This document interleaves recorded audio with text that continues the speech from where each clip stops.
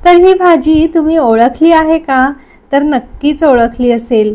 तर सगळ्यांना प्रचलित अशी ही पालेभाजी प्रकारात मोडणारी म्हणजेच आंबाडीची भाजी।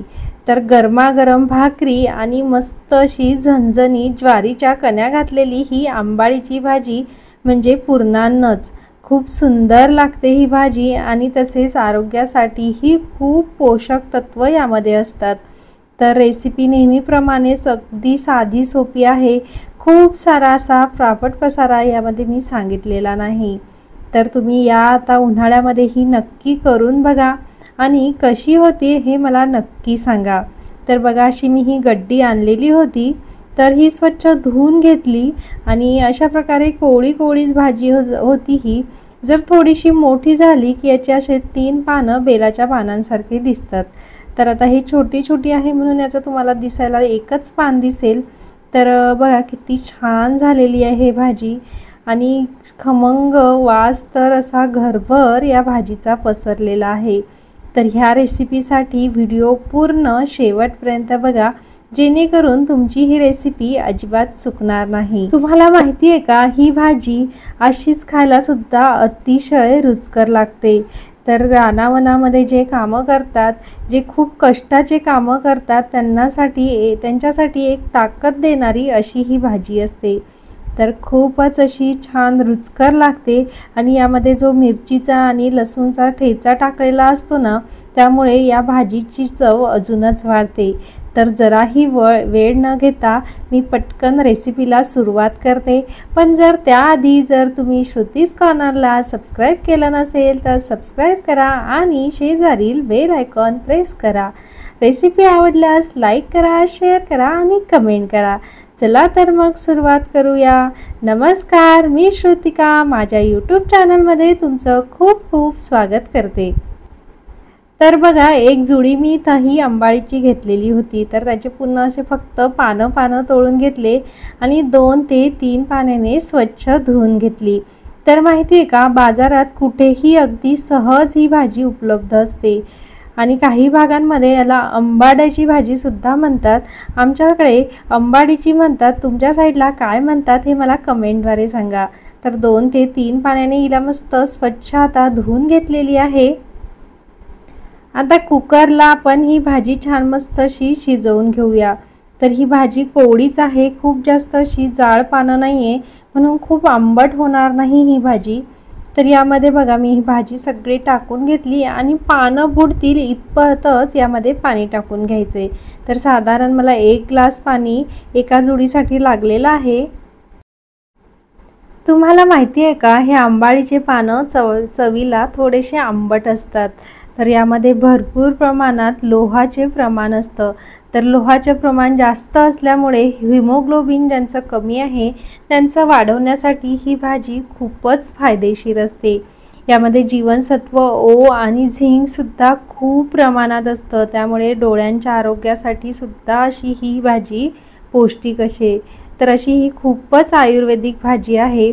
तर आता ही मंद गॅसवरती आपण याच्या मस्त 2 ते 3 शिट्ट्या करून घेऊया। तर आता मी इथं बघा एक छोटी वाटी ज्वारी घेतलेली आहे आणि याच्या आपल्याला छान कण्या करून घ्यायच्या आहे। तर आता पूर्वी पाटा वरवंट्यावर ह्याच्या कण्या छान व्हायच्या, आता इथं आपल्याकडे पाटा वरवंटा नसल्यामुळे मी मिक्सरलाच करून घेते। तर ह्याच्या कण्या छान व्हाव्यात म्हणून मी यामध्ये थोडंसं किंचित अगदी पाव कप पाणी टाकून घेतलेलं आहे, जेणेकरून याच्या छान मस्त कण्या व्हायला मदत होईल। तर मिक्सरवरती मी आता हे छान मस्त 2-3 वेळा फिरवून घेतलं आणि वा मस्तच खूपच छान अशा आपल्या ह्या रसरशीत कण्या तयार झालेल्या आहे। तर बघा किती सोपी ट्रिक आहे ज्वारीच्या कण्या बारीक करायच्या। आता इथं आपल्याला भाजीसाठी काय काय मसाला लागेल ते आहे। तर इथं मी 5 ते 6 लसूणच्या पाकळ्या घेतलेल्या आहे, बारीक असतील तर 7 ते 8 घ्यायच्या। नंतर 1 चमचा जिरं घेतलेला आहे आणि 5 हिरव्या मिरच्या घेतलेल्या आहे। तर तुम्ही चवीनुसार कमी जास्त सुद्धा करू शकतात। आता मिक्सरला छान मस्त याची बारीक पेस्ट करून घेऊया। तर बघा आता याची पेस्ट सुद्धा छान झालेली आहे। तर खूप जास्त बारीक असं आपल्याला नाही करायचं, जाडसर असा भरडास ठेवायचा आहे। तर कारण जिरं असं छान मस्त खाताना दाताखाली आलं की खूप सुंदर लागतं। आता इथं आपल्या कुकरची सुद्धा वाफ केलेली आहे, कारण मी 3 शिट्ट्या करून घेतल्या आणि वाफ पूर्ण निघाली. आता बघूया भाजी कशी शिजली. तर वा मस्तच, खूपच छान अशी आपली भाजी शिजलेली आहे आणि पाणीसुद्धा आपण खूप जास्त टाकलेलं नाही. तर भाजी आपली कोवळीच असल्यामुळे मी यातलं पाणी अजिबात काढलेलं नाही.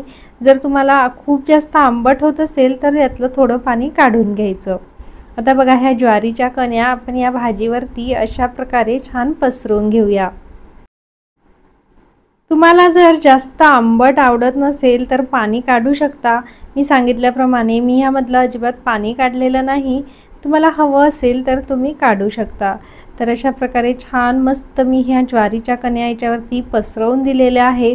आणि आता जो आपण मिरचीचा ठेचा बारीक केलेला आहे तर तो सुद्धा या ज्वारीच्या कण्यांवरती असा छान व्यवस्थित पसरवून घ्यायचा, जेणेकरून आपली ही भाजी मस्त अशी रुचकर व्हावी. तर अशा प्रकारे सगळा ठेचा मी यावरती टाकून घेतलेला आहे. आता हा ठेचा पूर्ण टाकल्यानंतर आता याच्यामध्ये चवीनुसार मीठ टाकून घ्यायचं. तर तुम्ही चवीनुसार 1 ते 2 चमचा टाकू शकतात. आता मीठ टाकल्यानंतर पुन्हा झाकण लावून आपल्याला 3 ते 4 शिट्ट्या याच्या होऊ द्यायच्या आहे. तर ज्वारीच्या कण्या असल्यामुळे थोडासा वेळ लागतो शिजायला, म्हणून 3 ते 4 शिट्ट्यांमध्ये ह्या कण्या व्यवस्थित शिजल्या जातात. आता 3 ते 4 शिट्ट्या होऊन मी कुकर व्यवस्थित थंड करून घेतलं. अजिबात कुकरमध्ये वाफ नाही. आता उघडून बघूया. तर वा मस्तच आपली भाजी छान अशी शिजलेली आहे. आता यामध्ये चिमूटभर अशा प्रकारे हळद टाकून घ्यायची आणि पुन्हा एकदा छान व्यवस्थित चमच्याच्या साहाय्याने मिक्स करून घ्यायचं. तर तुम्हाला माहिती आहे का, ही भाजी शिजायला तर सोपी असतेच, पण पचायलाही तेवढीच सोपी असते. त्यामध्ये भरपूर प्रमाणात स्टार्च असतात आणि हे पोट निरोगी ठेवण्यासाठी खूपच उपयुक्त असते. तसेच ज्यांना उन्हाळ्या वगैरे लागतात किंवा लघवीला जळजळ होते त्यांच्यासाठी सुद्धा ही भाजी खूप गुणकारी असते. आता आपण काय करायचं, हे रवीच्या साहाय्याने ही भाजी मस्त अशी लोणून घेऊया. तर बघा लोणल्यानंतर ही भाजी खूपच सुंदर दिसते आणि त्याला एक असा त्याला कन्सिस्टन्सी येते छान, मस्त ती एकजीव होऊन येते. तर सुरुवातीला कण्या आणि भाजी वेगळी दिसायची, आता बघा किती छान दिसते भाजी. आहा, बघूनच माझ्या तोंडाला तर पाणी सुटलं. तर मस्त अशी आपली भाजी आता लोणून झालेली आहे. आता पुन्हा गॅसवरती ठेवून अशी छान मस्त त्याला गदागदा उकळी येईल तोपर्यंत त्याला मस्त शिजवून घ्यायचं आहे. साधारण 2 ते 3 मिनिटांमध्येच याला छान मस्त अशी वाफ येऊन जाते. तर अशी मस्त आपली भाजी आता तयार आहे. आता एका प्लेटमध्ये आपण तिला सर्व करून घेऊया. आता गॅस मी बंद करून घेते. तर बघा प्लेटमध्ये मी काढून घेतली ही गरमागरम भाजी. तर मस्त फोडलेला कांदा आणि गरमागरम ज्वारीची किंवा तांदळाची भाकरी किंवा अशीही ही भाजी अप्रतिम लागते. तर खूपच छान अशी टेस्टी भाजी तयार झालेली आहे. तर तुम्ही सुद्धा करून बघा आणि तुमच्या मित्रपरिवारासोबत ह्या भाजीचा आस्वाद नक्की घ्या. जर तुम्हाला माझी अशी ही पौष्टिक आयुर्वेदिक रेसिपी आवडली असल्यास लाईक करा, शेअर करा आणि कमेंट करा. चला तर मग पुन्हा भेटूया नवीन अशाच एका रेसिपीसोबत. तोपर्यंत खात रहा, मस्त रहा. धन्यवाद. Bye bye.